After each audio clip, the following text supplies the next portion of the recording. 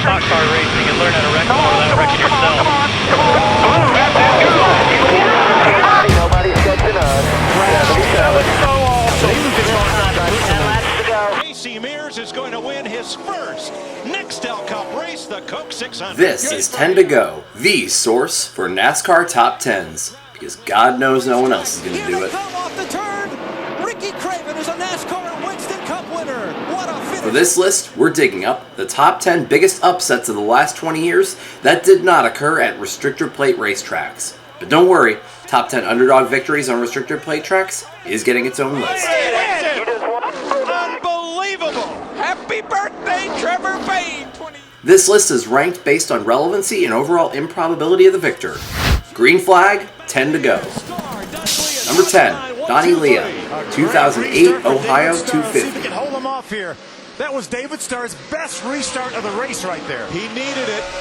Coined by Speed Channel as one of the biggest upsets in 2008 motorsports, Donny Lia pulled off an unlikely rookie win in just his 8th career start at the final NASCAR race to date at Mansfield Motorsports Park. It's going to come down to the final lap when they come out of turn number 4. David Starr is going to see the white flag. One more lap around Mansfield Motorsports. When the white flag dropped, the rookie shoved the dominant David Starr up the racetrack to stick a fender underneath, creating a 3-wide battle between himself, Starr, and 2006 champ Todd Bodine. Donny Lia has the edge. Donny Lia will win at Mansfield. What a terrific finish, and what a job by Donny Lia. Lia's aggression was successful, and he took the flag, scoring both the victory and only his second career top 10 finish.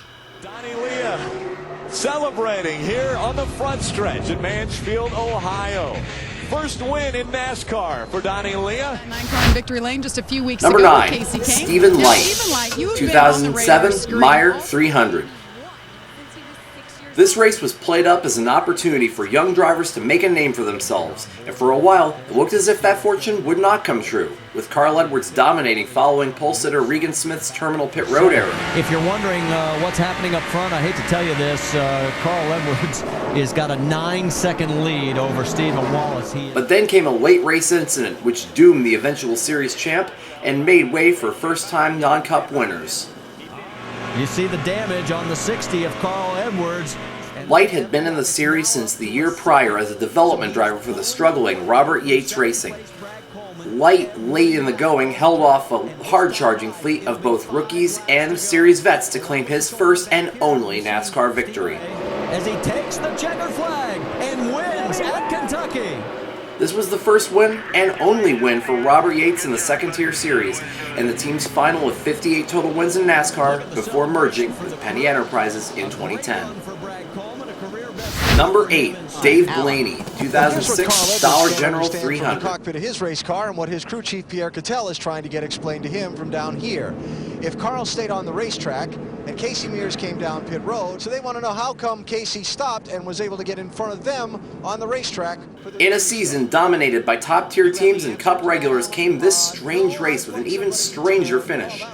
Dave Blaney had over 300 NASCAR starts going into this with 0 victories. He stayed on the lead lap as the number of lead lap cars dwindled, then pit for 4 tires with less than 15 laps to go before NASCAR threw a red flag to sort out a scoring glitch. And we're looking for that light, and there's that light. See that red light there blinking? That's red. That's red. Blaney restarted third with 4 laps to go, and the 2 leaders Casey Mears and Carl Edwards got together, handing Blaney the lead for a green-white checker shootout. Dave Blaney's going to win the race. Yep. Blaney fought a hard-charging Matt Kenseth until Kenseth spun out of turn 4 on the final lap, giving Dave Blaney his first and only NASCAR victory. Back it down, baby. You're the best! Dave Blaney wins a wacky race at Charlotte. Number 7, Paul Menard, 2011 Brickyard 400. The Brickyard can make or break you, and it's all about good work and good strategy by the team. 255 tires and gained 8 spots. Now that's a good pit crew. Under that last caution, he had to make an extra pit stop. So he's got a little bit more fuel. Now, Paul Menard's strategy came more as a happy accident. In a relatively clean race with only 5 cautions, whatever pit sequence you fell into, you stuck with. Paul Menard had to make an extra pit stop about a third of the way into the race, saving him just enough gas to save him a final stop at the end. Tony Stewart made his scheduled stop with 16 to go, handing the lead to Menard. Paul was able to save enough gas and subsequently hold off a hard-charging Jeff Gordon to win one of the most prestigious races on the Cup circuit in his 167th start. 30-year-old Paul Menard, his family with such a long racing history in Indianapolis, they'll kiss the bricks together now. Paul Menard wins the Brickyard 400. Number 6, the entire top 5, 2007 Coca-Cola 600. Darryl. I'm going to go with the second place car. Casey Mears, Darian Grubb. I like what they've done tonight. Casey Mears, the Mears family known for Indy. The second half of the first decade of the 2000s was full of unexpected first-time winners, or else expected first-time winners at unexpected times. Casey Mears is an example of the latter. Most everyone knew it was just a matter of time for Mears, who moved to Hendrick from Ganassi in 2007. But to everyone's disappointment, Mears battled to remain even in the top 35 in owners' points for the first part of the season. He will turn the lead to Casey Mears. So that means 2 of the Joe Gibbs cars, they have pitted, but J.J. Yaley, for the National Guard. Casey Mears is going to win his first Nextel Cup race, the Coke 600. Good for him. After what seemed like a lost cause of a season, Mears gambled on fuel at the Coca-Cola 600 to take the victory and run out of gas not half a lap later. But that's not why this is number 6. Unofficial results in the year of Hendrick continues, but Jeff, that is a surprising after 600 miles. J.J. Yaley, Kyle Petty, Reed Sorensen, Brian Vickers. I mean, J.J. Yaley, you know, the guy that drove the 18 before Kyle Busch took over it, he scored his career best of 2nd. Kyle Petty finished 3rd, his first top 5 since 1997, as well as the final one of his career. And Reed Sorensen claimed his career best of 4th. Brian Vickers also scored his first top 5 for Red Bull Racing, despite leading 76 laps. Like the Charlotte race from before, things got a bit wacky, to the benefit of a few lucky folks. Number 5, Justin Labonte, 2004 Twister 300. Outside your car will be loose. But Bevel looks like he has it. Has the lead. With 0 top 10s and a career best of 14 5 years prior, owner-driver Justin Labonte caught a late yellow, allowed him to play strategy. On the restart, the top 7 stayed out, and Mike Wallace restarted as the leader with 15 laps to go, and Justin Labonte restarted 2nd. Labonte ran down Wallace and battled with him until the white flag, where Wallace would run out of fuel. To the outside, Mike Wallace, is he out of fuel? He's out of fuel. It's Justin Labonte and Jason Keller with a half a lap to go. Labonte drove to the checkers and to his first and only career NASCAR win. For his first NASCAR Busch Series win, say hello to Justin Labonte as he wins the Twister 300 at Chicagoland. Number 4, Regan Smith, 2011 Showtime Southern 500. But I don't think he can, even if he blocks him off turn 2, I think Carl's going to have the grip with those 2 tires to get by. Regan Smith won a race before this, 3 years prior at Talladega, but a technicality denied him the win. Smith already had been on a decent streak, coming off of 2 top 20 finishes and scoring Barney Visser's Furniture Row Racing their first top 10 in 6 years of full-time competition at Daytona earlier that year. With a black car wearing blank sheet metal, Regan Smith methodically and quietly worked his way into the top 10 by lap 350, and a pit strategy to take only right-side tires after a late yellow gave him the lead with only a handful of laps left to run. But Carl should be able to get the steam up the outside. Regan held on to the lead and held off a challenging Carl Edwards to take his first checkered flag in one of the most prestigious races in NASCAR.